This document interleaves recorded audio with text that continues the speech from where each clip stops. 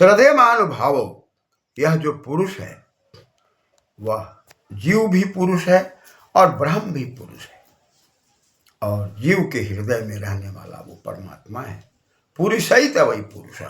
कैसा है वो? तो ज्यायमान, ज्यायांश्च पुरुष, वह सबसे श्रेष्ठ है। उसकी तुलना हम किसी से नहीं कर सकते, क्योंकि प्रशस्त शब्द श्रेष्ठता के अर्थ में सबसे श्रेष्ठ है। और उसमें यह सुन प्रत्यय जब हम लगाते हैं तो जदादि असह से ई को आ हो गया, तो ज और यह सुन में हम ई को जब आ कर दिए तो आयस बन गया, और टेह से टी भाग का लोप कर दिए, और पुनः हम अनंग सौ से सु के पर रहते हैं अनंग आदेश करके, और पुनः सुर नपुंसकस्य सर्वनाम स्थानीय चा संबोधों से दीर्घ करके शब्द बन गया ज और अयान, ज्यायान। अका सबने दीर्घ से देखोगे। ज्यायांश्च, वह जो है वो अत्यंत श्रेष्ठ है, जिसकी हम तुलना नहीं कर सकते। वह पुरुष है, सबके हृदय में रहता है, उसकी महिमा के द्वारा ही संसार संचालित है। इतावानस्य महिमा तो जायश्च पुरुष, कहा कि चार पाद की जो शक्ति है, उस चार पाद में जो गतिशीलता है परमपिता परमात्मा की, विश्वाभूतानि, ये विश्व में विंशति विश्व कौन प्रत्यय, कहा कि यह विश्वा जो दिखाई पड़ता है, विश्व जो दिखाई पड़ता है, और भूतानी में भू है, भू सत्ता जो जीवात्मा की दिखाई पड़ती है, उसके अंदर अक्ता प्रत्यय लग करके भूतम भूते भूतानी, प्राणियों की जो व्यवस्था दिखाई पड़ती है। दिवी, दिवी माने व्यापक, दिवी माने प्रकाशक, दिवी धातु है, और नी प्रत्यय लग के दिवी बना हुआ है। इस दिव्यता में, इस प्रकाश में, इस प्रकाश में कौन बैठा हुआ है? तो कहा कि भाई अमृतम, न मृतम अमृतम, मृंग प्राण त्याग धातु से अक्ता प्रत्यय लगकर अमृतम शब्द बना, जो अमृतमयी परमात्मा है, जो जन्म नहीं लेता, मरण को प्राप्त नहीं होता, लेकिन जन्म और मरण वाले इस जीवात्मा को जो शरीर को प्रवेश करते हैं, शरीर को निकालते हैं, इनको वो देख रेख करने वाला अमृतमयी है। उस अमृतमयी को ब्रह्म कहते हैं, शब्द कहते हैं, ज्ञान कहते हैं, और उस ज्ञान विज्ञान से ओतप्रोत होकर के हम लोग इस संसार में जब आते हैं तो गणित की विधा से, विज्ञान की विधा से, या दर्शन की विधा से, या किसी भी विधा से अंत में हम उसी ज्ञान में, उस ज्ञान रूपी समुद्र में समाहित होते हैं। इसलिए ज्ञान और ज्ञान का अर्थ और शब्द ये सार्थक है।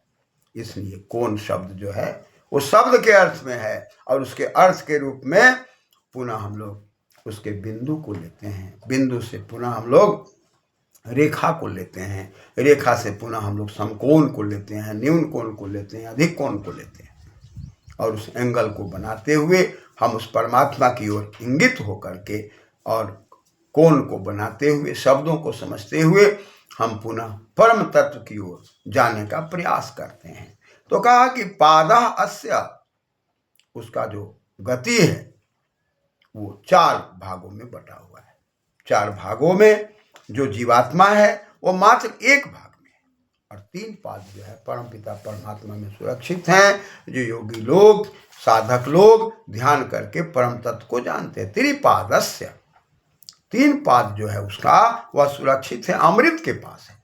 उस तीन पाद को समझ लेना इतना आसान नहीं है। इसलिए बिना वेद आदि शास्त्रों को पढ़े हुए, बिना दर्शन को पढ़े हुए, बिना गणित के आध्यात्मिक स्वरूप को पढ़े हुए, केवल भौतिक गणित के स्वरूप को पढ़ करके परम पिता परमात्मा के बारे में कुछ भी बोलना, कुछ भी निर्णय देना उचित नहीं है, अनुचित है। इसलिए हम संसार में अल्पज्ञ हैं, हमारा छोटा सा स्वरूप है, और इस छोटे से स्वरूप में उस बृहद स्वरूप को समझ लेना इतना आसान नहीं है। इसलिए चार पाद में बटा हुआ है। जैसे आपने देखा कि बिंदु के चारों तरफ चार पाद हैं, 90-90 का बन रहा है, सबको जोड़ने पर 360 डिग्री हो रहा है। 90 न लेकर 45 ले तो भी 360 डिग्री हो रहा है, कहीं 45 ले, कहीं 60 ले, कहीं 30 ले, फिर भी जोड़ने पर उतना ही हो रहा है। यानी कि हम चाहे छोटा सा कर्म करते हो, चाहे बड़ा कर्म करते हो, या हम अपने स्तर को नीचा करते हो, ऊंचा करते हो, इस कर्म फल के बंधन से हम अब बच नहीं सकते, दंड के बंधन से हम बच नहीं सकते। इसलिए हम जन्म जन्मांतर में अच्छे बुरे कर्मों को करते हुए जिस जन्म में वेद आदि शास्त्रों के ज्ञान का बोधन हो जाता है, हमारा विवेक जागृत हो जाता है, उस समय में जो हम कोण को समझते हैं और बिंदु को समझते हैं, उस बिंदु के समूह से जो रेखा का निर्माण हो रहा है, वह हम भी अपने समूह को बनाने का प्रयास करते हैं। और इस बनाने के प्रयास में हम एक को लेते हैं और एक में इन गतव धातु है, एति एकम, और एक से जब आते हैं तो 360 डिग्री की पूर्णता को देखते हैं, और एक से विभाजन लगने पर वो 360 डिग्री है। यदि हम कर्म करने में सबसे श्रेष्ठ हैं तो मानव में उत्तम बन करके भी हमको कर्म करना पड़ता है, और हम महामानव बन जाते हैं, और महामानव बन करके संसार सागर में ज्ञान विज्ञान से उत्प्रोत होकर के हम लोग एक दूसरे को शिक्षा दीक्षा देते हैं। कहीं पर हम अग्नि बन करके, कहीं पर ऋषि बन करके, कभी पांचजन्य बन करके, कहीं ब्रह्मचारी बन करके, कहीं गृहस्थी बन करके, कहीं सन्यासी बन करके, कहीं वेद आदि शास्त्रों की विद्या को जानकर विद्वान बन करके हम संसार में थोड़ा थोड़ा ज्ञान वितरित करते रहते हैं। लेकिन जब उस एकत्व की ओर जाते हैं, सर्व ज्ञान की ओर जाते हैं, तो हमारा स्वरूप कुछ और होता है। यदि उसी 360 डिग्री को हम 2 से विभाजित करते हैं तो द्वि से द्विवारम हम द्विविधा के जीवन में जब जीते हैं, संसार में जब आते हैं, दाम्पत्य जीवन में जब आते हैं, तो अभी हम दाम्पत्य जीवन को भी संतुष्ट करते हुए अंत में आनंद की ओर, परम तत्व की ओर जाने का प्रयास करते हैं। वो गृहस्थ जीवन होता है। एकाकी का जीवन ब्रह्मचारी का जीवन है। 25 वर्षों तक विद्या का अध्ययन करते हैं और फिर हम एक कोण से, एक ताल से, एक लय से बढ़ते हैं। 25 के बाद द्वि बन करके पुनः हम गृहस्थ बनने का प्रयास करते हैं। पुनः हम तिरी की ओर जाते हैं। तीसरी व्यवस्था में आश्रम में जाकर के हम वानप्रस्थ में जाकर पुनः एकांत में जाने का प्रयास करते हैं। तरते डिड़ी पुनः हम तैरना चाहते हैं। और गृहस्थ के अंदर यदि कभी परिस्थिति के अनुसार, समयानुसार हम व्यस्त हो गए हैं, कभी कभी चिंतन मनन करने में हमारी कमी हो गई है, उस चिंतन मनन को ठीक करते हैं। शारीरिक उन्नति करते हुए, आत्मिक उन्नति करते हुए, बौद्धिक उन्नति करते हुए, गणित की विधा से गणना करते हुए हम वानप्रस्थ की ओर जाते हैं। पुनः संन्यासति संन्यास, पुनः हम संसार के अंदर ज्ञान विज्ञान से उत्प्रोत होकर के धरोहर बन करके परमपिता परमात्मा की व्यवस्था में जब जाते हैं तो हम चतुर हो जाते हैं। जो चत्वारह शब्द की ओर हम जाते हैं, और उस चतते इति चत्वारः, यहाँ यत्न करते हैं, प्रयत्न करते हैं, वर्ष प्रत्यय लगकर चत्वारह शब्द बना हुआ है। इसलिए हम 36 में यदि 1 से विभाजित करते हैं तो विभाजित हो रहा है, 2 से विभाजन हो रहा है, 3 से भी विभाजन हो रहा है, 4 से भी चतुर बन जाते हैं, सन्यासी बन जाते हैं तो भी विभाजन हो रहा है। यानी कि हम इस दुनिया में विभाजित होकर के, संन्यास में विभाजित होकर के, वानप्रस्थ में विभाजित होकर के, गृहस्थ में विभाजित होकर के, ब्रह्मचारी में विभाजित होकर के हम आगे बढ़ते हैं।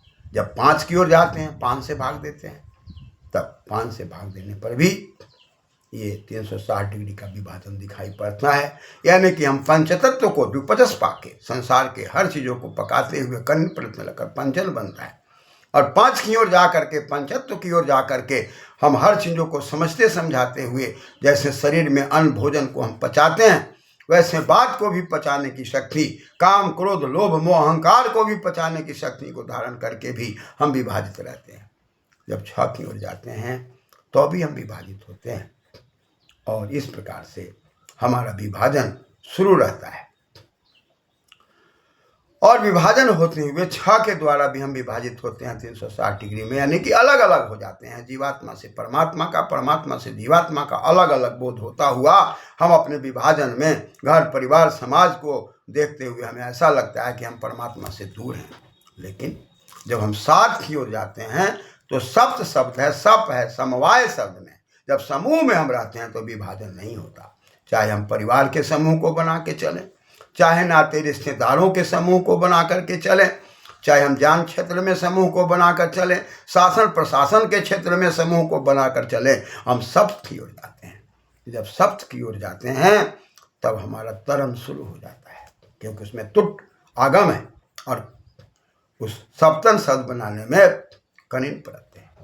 यानी कि हम अपने जीवनों को जब समवाय में लेकर के चलते हैं, व्यक्तिवाद को ना लेकर के चलते हैं, व्यक्तिवाद के विभाजन को समवाय में, समूह में हम विलीन कर देते हैं, तब हमारा जीवन आगे बढ़ता है। ठीक उसी प्रकार से ये 10 डिग्री के कोण को 20 डिग्री में, 30 डिग्री में, 40 डिग्री में बनाते बनाते 90 में जाते हैं, 90 से फिर हम 100 में जाते हैं, 100 से 110 में जाते हैं। इन कोणों को विभाजित करते अंत में जाकर हम सरल कोण में जाते हैं, जहाँ ऋजु कोण होता है।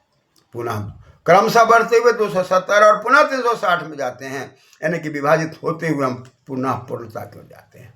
और जब विभाजन नहीं होता है वो 7 से है, और 7 से जब विभाजन नहीं हुआ तो अविभाज्य हो गया। समाज को हमने अविभाज्य बनाया, परिवार को अविभाज्य बनाया, और इसी चीज को लेकर के विवाह संस्कार के अंदर देखा जाता है कि विशिष्ट रूपेण उत्तरदायित्वम वहति विवाह घय प्रत्यय लकर। दाम्पत्य जीवन में जब दोनों हम अलग अलग दृष्टि रखते हैं तब मेरा गृहस्थ बढ़िया नहीं होता, लेकिन दाम्पत्य जीवन में पति और पत्नी दोनों एक जगह होकर के, एक दृष्टि लेकर के, एक विचार लेकर के, एक तमन्ना लेकर के चलते हैं तो हमारा गृहस्थ सफल हो जाता है। इसलिए एक हवन कुंड को बीच में रख करके, बिंदु मान करके, और पुनः वर और कन्या दोनों को 7 फेरा कराया जाता है। वही 7 फेरा करके कहा जाता है कि 360 डिग्री में 7 से भाग देने के बाद विभाजन नहीं होता। उसी प्रकार गृहस्थ में तुम यदि सफल होना चाहते हो तो तेरा भी विभाजन नहीं होना चाहिए। मन का विभाजन न करो, विचारों का विभाजन न करो। मन अलग अलग होते हुए भी, शरीर अलग अलग होते हुए भी दोनों को यदि एक कर लेते हो तो तुम एकत्व की ओर जाओगे, परम तत्व की ओर जाओगे, और दाम्पत्य जीवन में पति पत्नी का जीवन खुशहाल बनेगा। इसलिए 7 फेरे वृत्ताकार पथ पर 360 डिग्री के पथ पर कराते हुए आचार्य आपको संस्कार देता है, और फिर 7 बातों में 7 चीज़ों के लिए, अन्न के लिए, ऊर्जा के लिए, और कई पदार्थों को धन, पुष्टकारक धन के लिए आपसे प्रतिज्ञा करवाता है। कहने का मतलब जीवन को एकत्व में ले जाने में, समूह में ले जाने में हमारी व्यवस्था आगे दिखाई पड़ती है। क्रमशः धन्यवाद।